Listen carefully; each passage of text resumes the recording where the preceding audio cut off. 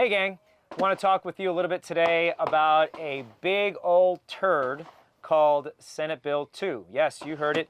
Some of you may have heard in the underground here about Senate Bill 2, and what the heck is that all about? In fact, tricky as it is, but they've been sliding this one under the table without much knowledge of the general public, but it is very, very bad, and let's get into that.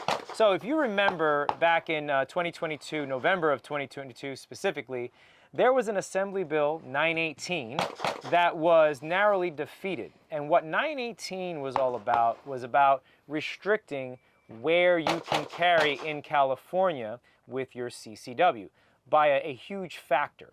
Well, that got defeated, and of course, because the way things work, when they don't get their way, they're just going to take that turd that they originally had, repackage it, spray a little scent on it, and then send it out again. Well, they did that here.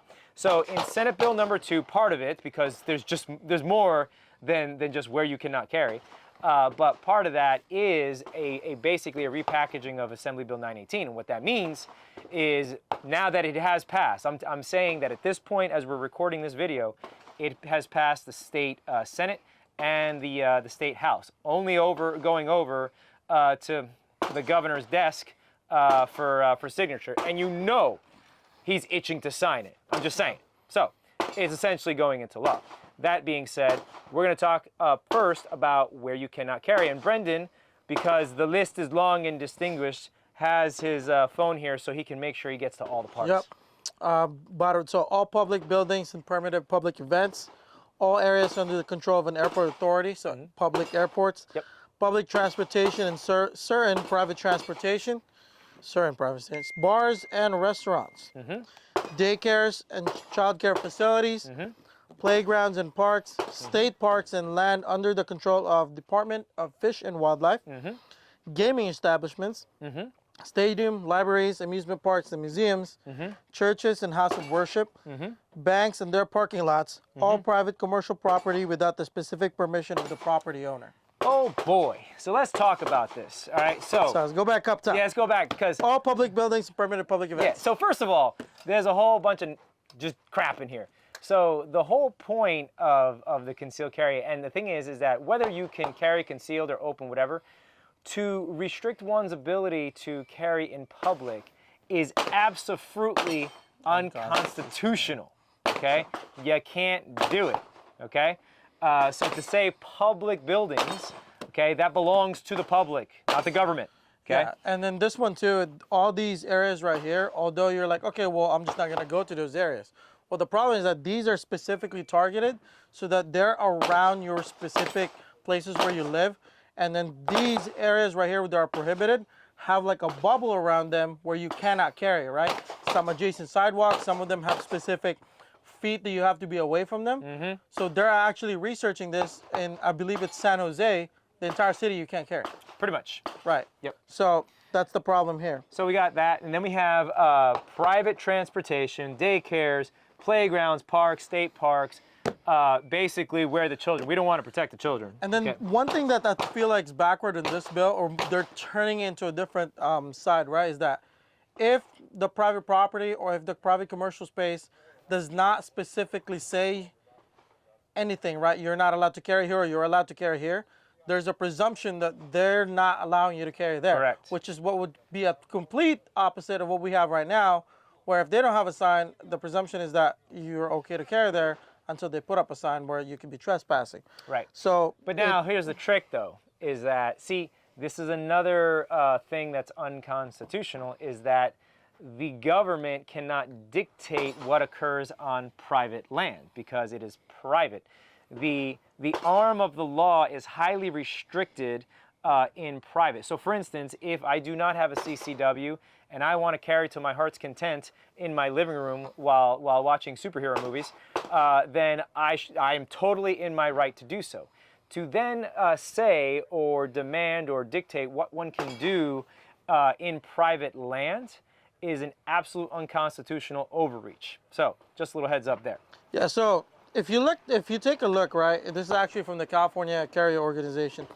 If you take a look into this list and you compare it to the daily blotter at the Los Angeles Sheriff's Department, you're going to realize that all these places that they listed here are pretty much the places where people get targeted daily, right? It almost seems like they took a look at where majority of crimes happen, where the criminals don't have CCWs, and then in their launch their attacks. And then they're like, wait, hold up. Let's not allow people to carry guns in those areas where people are robbing people with guns. Well, newsflash, bad guys don't have CCWs. They don't care.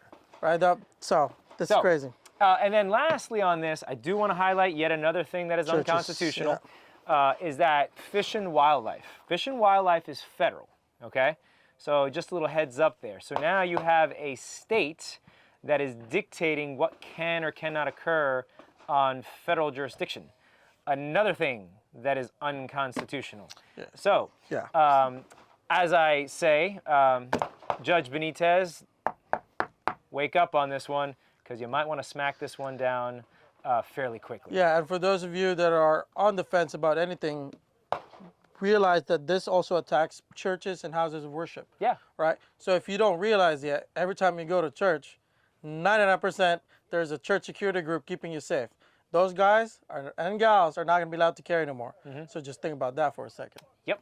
So let's get into some training requirements. Yeah, so there's training requirements on the bill one of the biggest thing in that training requirements, although there's some parts of it where they require now 16 hours of training, which we do.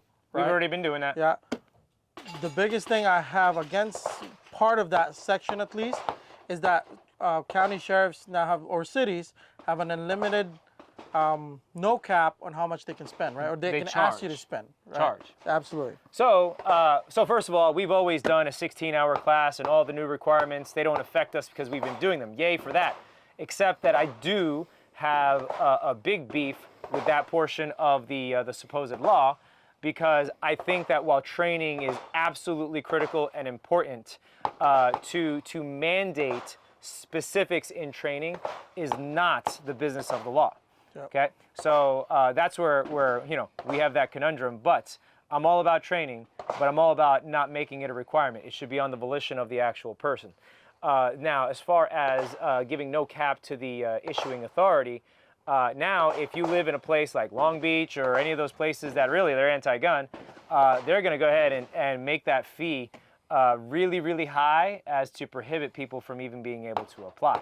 So stay tuned for more of your money being taxed. Yeah, that's the thing that's been happening the entirety of history, right? Where if they can't restrict your right to own a firearm, what they're going to do is they're going to make it so expensive for you to own a firearm, right? It's called taxing the poor, right? Or buying out the poor. Basically, it's taxing you out of the ability to partake. Absolutely. A couple of things. One big thing here too for Orange County, it does say in the bill that you need to be required to be on the DROS in order for you to carry that firearm. So wives and husbands sharing firearms, that may go away. Yep. Right, but that's pending if this doesn't get challenged. Remember, this bill was advertised after a mass shooting, right? By a dude that was carrying an Uzi with a suppressor. The last time I checked, I have yet to get a CCW holder to qualify with an Uzi with a suppressor. That'd be nice, quite frankly. That'd be cool, right? Not that gun, but we can't have it. The funny thing is that they pushed this bill based on lies. That's all it is, based on lies. Yep. So, it's exactly where, like, the places that get attacked the most, you can't carry there. Further disarming your capability to defend yourself. So, Senate Bill number 2 is a pile of dung, properly numbered there. And it did pass in the State House and Senate, and it's over at douchebag's desk. I mean, the governor's desk. So you know he's going to sign it. Yep, he's going to sign it. Yeah. So stay tuned for that. That's a little bit about Senate Bill 2. I am as disgruntled as you are listening or hearing this. And if you're not, you should. You should be. But hit us up. We can go to the range together and get a little lead therapy if you like. Make sure you like our videos and subscribe to our channel. We put a lot of content out there. We drop a video every Tuesday for your viewing pleasure. And we vary up the content so that way we stay relevant for you.